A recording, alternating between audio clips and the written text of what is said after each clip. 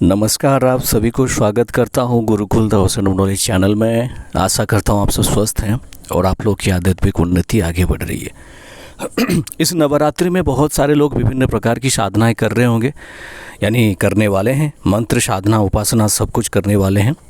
मैं जो प्रयोग देने वाला हूं ये ब्रह्मास्त्र प्रयोग, आप बाकी दूसरे साधना जैसे कंटिन्यू हो रहा है, कंटिन्यू चलेगा, उसके साथ ही आप इसको कर सकते हैं। इसको एक ब्रह्मास्त्र पुष्प पूजन किया जाता है, पुष्प देवी की पुष्प पूजन किया जाता है। इसमें आपकी मनोकामना पूर्ति और आपकी तबीयत का कोई इशू, शत्रु बाधा शमन एवं किसी भी प्रकार की अगर कोई अभीष्ट सिद्धि करने वाले हो आप, उसी के लिए भी कर सकते हो। मानो आप इस बार कोई भी प्रकार की सिद्ध कुंजिका मंत्र या फिर दूसरा मंत्र आप जाप कर रहे हो, उसी मंत्र की सिद्धि, देवी मंत्र की सिद्धि प्राप्ति करने के लिए भी आप ये जो प्रयोग है ब्रह्मास्त्र प्रयोग, माँ को अंदर से ये पुष्प पूजन करके आप माता रानी को बोल सकते हो कि माता रानी ये हमें इस प्रकार की जो मंत्र की हमें मंत्र जागृत करना है, तो इसीलिए इस पुष्प पूजन को हम कर रहे हैं, हमें सफलता प्रदान करें। या फिर अगर आप किसी प्रकार के अभिष्ट कार्य करने वाले हैं, आपकी जैसे आगे कोई आपकी बड़ा प्रोजेक्ट है, बड़ा कॉन्ट्रैक्ट है, उसको भी करने वाले हैं, तो ये प्रयोग ज़रूर आपको उसमें हेल्प करेगा और सिद्धि होगा। लेकिन इसमें आपकी मन की जो इच्छा होना चाहिए, ये किसी को नुकसान पहुंचाने के लिए नहीं होना चाहिए, ना ही किसी को शोषित करके, ना ही किसी को नीचा दिखा के या फिर किसी के बारे में गलत धारणा रख के ये प्रयोग आपको करना नहीं है, वरना खुद की सर्वनाश के लिए जिम्मेदार आप होगे। आप सभी जानते हैं जितने दिनों से हम किसी प्रकार की प्रयोग देते हैं, मंत्र, साधना, उपासना वगैरह, ये सारे जन कल्याण के लिए होता है, ना ही किसी को नुकसान पहुंचाने के लिए। अगर हमने कभी दिया भी होगा कि शत्रु बाधा समन के लिए, तो 90% यही कहता हूं कि आंतरिक जो शत्रु हैं वो पहले समन हो गए, बाकी कोई दूसरी जो बात है वो अलग ही है। इसीलिए पुष्प पूजन बहुत ही सिंपल है, इसको सुबह शाम दोपहर कभी भी कर सकते हैं। कल से लेके आप जो दशमी तिथि के अंदर, यानी दशमी के दशहरा के अंदर आप इसको कभी भी कर सकते हैं, लेकिन सुबह सूर्य उदय की बाद से रात 12 बजे से पहले इसको करना है। बहुत साधारण सा उपाय है, ध्यान से समझिए।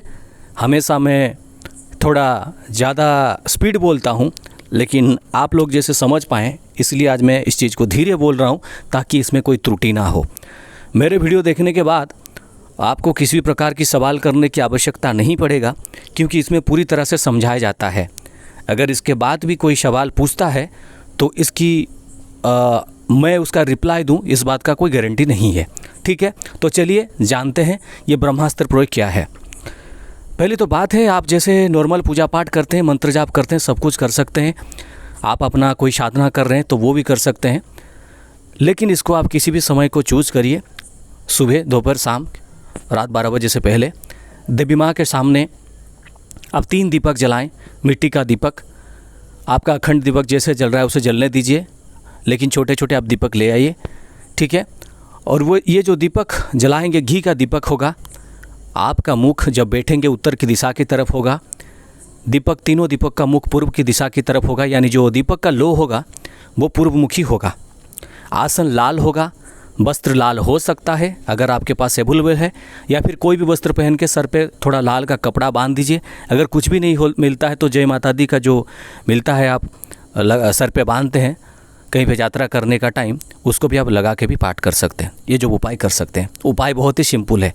आपको उसी दिन किसी भी प्रकार की फूल को मिला के, चाहे वो गुड़हल का फूल, अपराजिता का फूल, या फिर किसी भी प्रकार की फूल जो कि देवी माँ को प्रिय है, स्वर्ण चंपा हो गया, या फिर किसी प्रकार की कनेर का फूल, या फिर किसी प्रकार के लाल पुष्प मिला के आपको 108 फूल करना है। किसी भी तरह से आपको 108 पुष्प बनाना है, यानी रेडी करना है। तो बहुत ही सिंपल सा उपाय है। अपने सामने एक सुगंधित धूप जलाएं और अपने शरीर पे थोड़ा जो है अच्छा सुगंधित आप जो चंदन का जल वगैरह थोड़ा अपना ऊपर भी छिड़काव कर दीजिए। माता रानी को तो जो करेंगे करेंगे, यानी आप पूरी तरह से देवी की उपासना में साफ सुथरा रहना और अपने आप को संतुलित रखना बहुत आवश्यकता है। उसके बाद देवी की जैसे आप पूजा करते हैं, देवी की पूजा करिए, धूप दीप नैवेद्य पुष्प दे के पूजा करिए। उसके बाद आप हाथ में जल लेके संकल्प करें कि हे देवी, ये जो पुष्प पूजन है, मेरी इस मनोकामना पूर्ति के लिए मैं कर रहा हूँ और ये मेरी ये मनोकामना है, उसको सफल कराइए माँ और मुझ पर अपनी कृपा बरसाएं, कृपा बनाए रखें। ये कहने के बाद आप हाथ में एक पुष्प धरेंगे, यानी एक पुष्प आपको हाथ में पकड़ना है। पुष्प को पकड़ने के बाद यानी फूल को पकड़ने के बाद एक बार ओम जयंती मंगला काली भद्रकाली कपालिनी दुर्गा क्षमा शिवा धात्री श्वासुधा नमस्तुते, उसके बाद एक बार नवाण मंत्र, फिर उसके बाद फिर से एक बार जयंती मंगला काली, यानी 2 बार जयंती मंगला काली के बीच नवाण मंत्र आएगा। यानी आप कह सकते हैं कि नवाण मंत्र में आप जयंती मंगला काली मंत्र को संपुट कर रहे हैं। ठीक है, तो इसमें आप जब संपुट करेंगे, एक बार फूल पकड़ के ये तीनों मंत्र बोलते हैं, फिर फूल आप चढ़ाते हैं। ऐसे करके आपको 108 करना है। कोई अनपढ़ इंसान, कोई मूर्ख इंसान वो भी समझ सकता है। उम्मीद करता हूँ कि आप बहुत सुंदर समझा रहा हूँ ताकि इसको समझ पाएँ। बहुत ईजी है।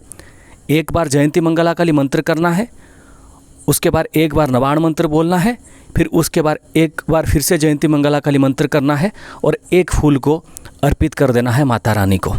ठीक है, ऐसे करके आपको 108 पुष्प से आपको पूजन करना है। उसके बाद माता रानी को जो तीनों दीपक रखे हैं, दीपक के साइड में सामने एक एक प्लेट पे आप एक एक बतासा या फिर एक एक मीठा पेड़ा आप रख दीजिए, या फिर किसी प्रकार की मिठाई रख दीजिए। उसके बाद माता रानी को प्रार्थना करें और फिर से एक सुगंधित धूप या फिर आप कर्पूर आरती करके सुगंधित धूप लगा सकते हैं। ज़्यादा समय नहीं लगेगा आपको, लेकिन ये जो प्रयोग है इतना शक्तिशाली है, इसको करने के बाद आपको महसूस हो जाएगा। अगर कोई भी मंत्र अनुष्ठान साधनाएं कर रहे हैं तो वो भी सफल होगा। मैं तो यही कहूँगा 1-2 दिन में आप ज़्यादा से ज़्यादा इसका प्रभाव तभी माना जाता है जब आप अष्टमी या नवमी में करते हो, तो इसकी प्रभाव बहुत ज़्यादा होता है। लेकिन पहले कह दूँ, अगर आप गुरु से दीक्षित हैं, गुरु मंत्र कर रहे हैं, तो उनको थोड़ा इस प्रयोग के बारे में एक बार बोल दीजिए कि मैं ये प्रयोग करने वाला हूँ। अगर गुरुजी आपको निर्देशित करते हैं तो आप इसको कर सकते हैं। अगर आप नहीं करना चाहते तो भी कोई बात नहीं, आप एज यूजुअल इसको हर कोई कर सकता है। इसके लिए कोई अनुमति की आवश्यकता नहीं है, क्योंकि ये कोई तामसिक या कोई इतरजोनी या कोई विभिन्न प्रकार की अंधविश्वास वाले कोई पूजा पाठ नहीं है। देवी की पूजा पाठ है, देवी का पुष्प पूजन है। फिर भी मैं यही कहूँगा, आप अपने गुरु से परामर्श करके कर सकते हैं। और जिनके भोलेनाथ गुरु हैं मेरे तरह, और जिनका कोई गुरु भी नहीं है, वो भी इस प्रयोग को माता रानी को भक्ति स्वरूप कर सकते हैं। ये पुष्प पूजन बहुत ही शक्तिशाली है और इसका प्रयोग मैंने बहुत बार जाना है, क्योंकि देवी की जो सबसे बड़ी क्रियाएं होती है पुष्प पूजन। अगर आप इंटरेस्टेड हैं आगे विभिन्न प्रकार देवियों का कैसे पुष्प पूजन किया जाता है, मुझे कमेंट करके बताइए, मैं धीरे धीरे वीडियो बनाना शुरू करूँगा।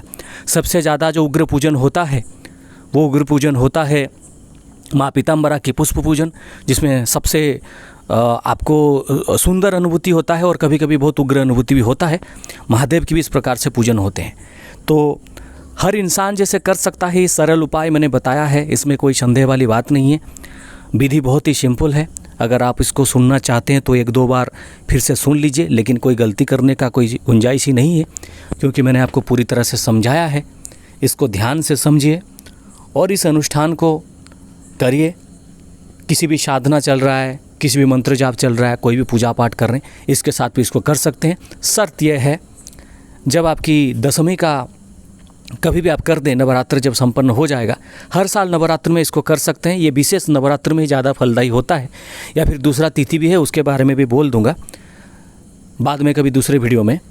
तो जब नवरात्र जब संपन्न हो जाएगा, उसके बाद आप किसी भी छोटे बच्चे हो, कन्याएं हो, ब्राह्मण हो, किसी को भी हो, आप कुछ फल वगैरह दीजिए, दक्षिणा दीजिए, कुछ उनको भोजन करवाए, यानी कुछ खाना वगैरह आप उनको खिलाएं, तो आपकी कल्याण होगी और देवी आप पर विशेष कृपा करेंगी।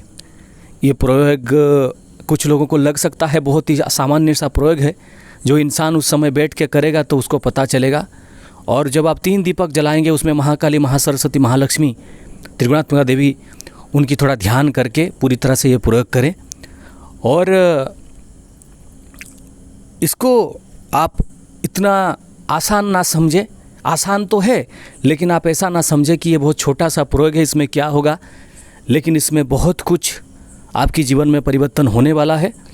सत्य इतना है कि आपकी जो मनोकामना जायज़ होना चाहिए, यानी कोई किसी के नुकसान पहुंचाने के लिए या फिर किसी के जीवन में कोई गलत चीज़ करने के लिए सारी चीज़ ना करें। अन्यथा जो चीज़ को सिद्ध करने के लिए आप इसको प्रयोग करने वाले हैं वो आपके ऊपर रिटर्न हो जाएगा और माता रानी सूल से आपकी ही सर्वनाश कर देंगी।